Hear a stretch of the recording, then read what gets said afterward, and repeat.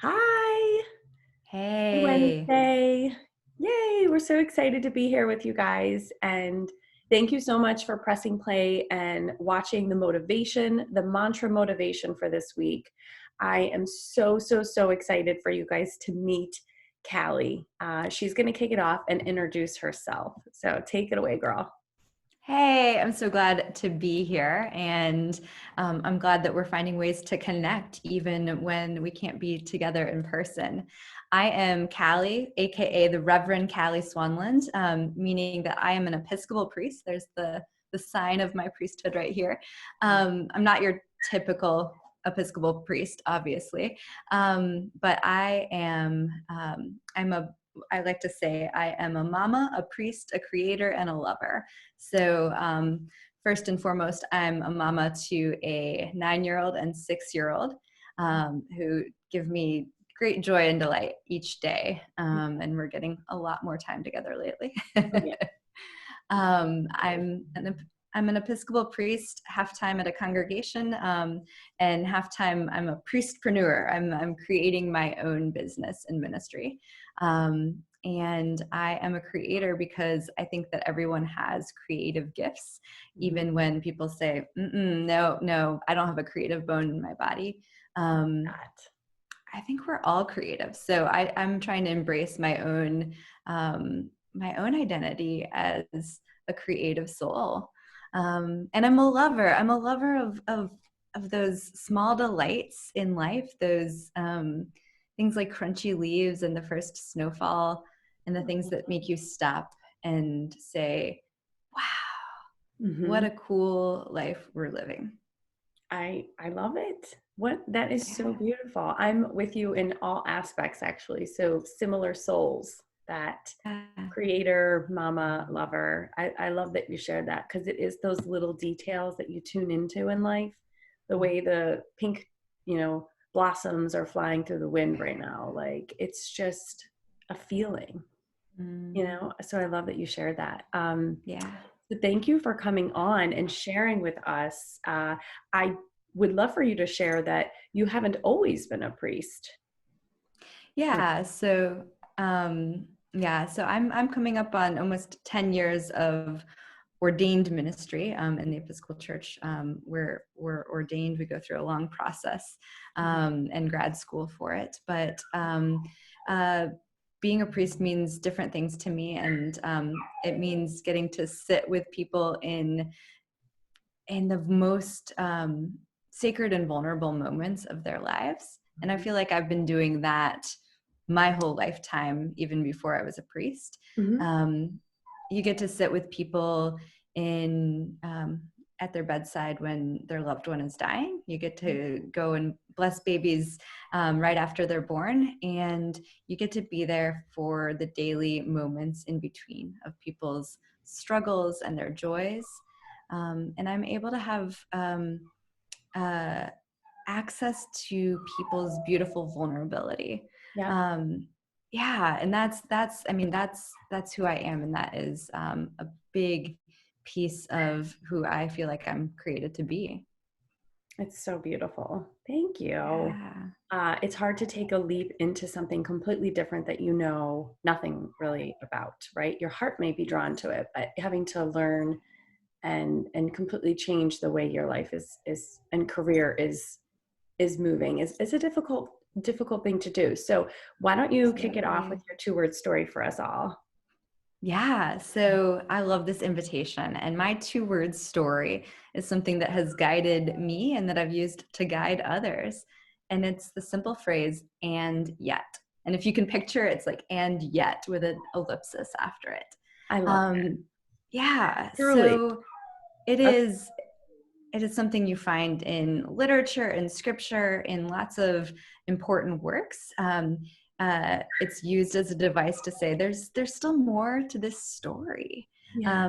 You think you have it written, and yet Right. there's always more. And so, as I like to say, there's always an and yet. There's always something that can be added to our story. And I teach and lead the work of Dr. Brene Brown, who Awesome. a lot of people know and love. Yes. And a lot of her work with people has been realizing and seeing that they have a story sort of written out in their head, but that there's a way for us to claim and own our own story. Love it. And that there's always more to the story, and there's always a story that we are making up in our heads at all times, but there's also the ability to write our own ending, and that's the and yet. It's so, we all need to hear this, right? And what's funny is, well, I do like to mention being in this virtual space. I feel like, it's so interesting. Like, I think I heard, do you have a little puppy? I do. I know. So I'm like, cute. okay, and No, yet. so cute. Let the puppy come run into the virtual. Like, it's just so, and then you have texts coming through and whatnot. But what I love about what you're sharing is that we can so easily forget that concept, that you can write your own story, but fear steps in. And then worry might, right? So like, you know what you want with your gut and your intuition and in your heart, but are you really, really walking from within and like being proud to be who you are? Because the and yet, whether it's good or bad, you have to just flow with it because you're protected always, right? Like always protected and supported, even though we don't feel it. So absolutely. It's such a powerful phrase that you share, because even midday, in my mind, midday, if I'm like hitting a wall or struggling with something, so much struggle and so much we're triggered in right now.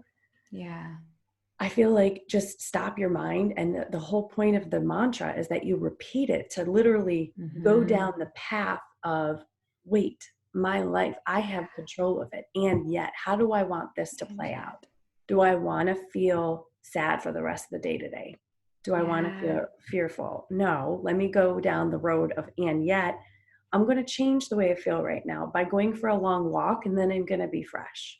It's such a beautiful and deep phrase. I love it. Is there a time recently that you feel like it was able to really kind of pick you up and let you move out of any kind of struggle? Or so in this pandemic time, normally I lead other people through the process of finding their spark and helping discover their meaning and purpose. And so it's been difficult in this time to feel like I don't always have control over my own story and how things are written, because there's a lot that's out of our control right now. And so I was supposed to be married in May, and we had to postpone that wedding until we can safely gather people. And we couldn't even say, oh, it's postponed till September. We couldn't even choose a new date because we don't know right now.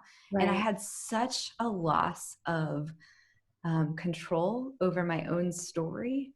And I felt just really unmoored. And yet, my partner and I looked at one another and we said, we are ready to commit our lives to one another. Guests or no guests, coronavirus or no coronavirus.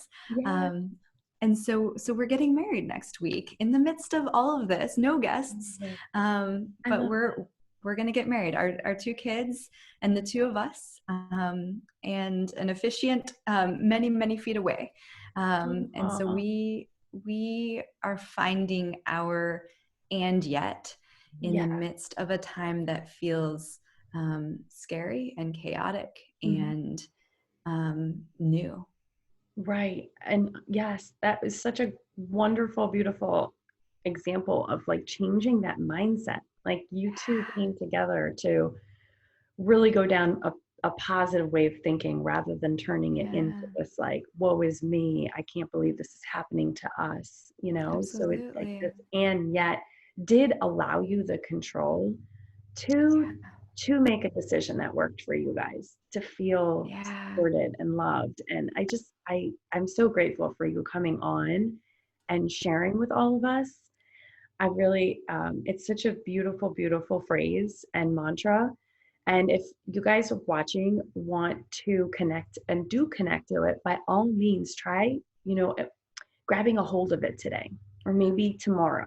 Let this be a mantra that fuels you. Like, let it let it just sink in a little bit and ask yourself, and yet, so how do I want this day to go, or this month, or this year, the rest of this year? I feel like it's going to be almost a new year once everyone's able to, it's almost like we're going to be reborn.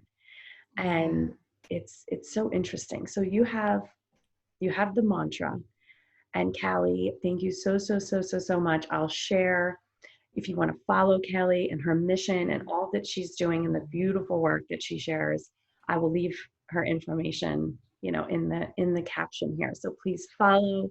And I'm so glad you guys could watch. Callie, thank you so much for hopping on today.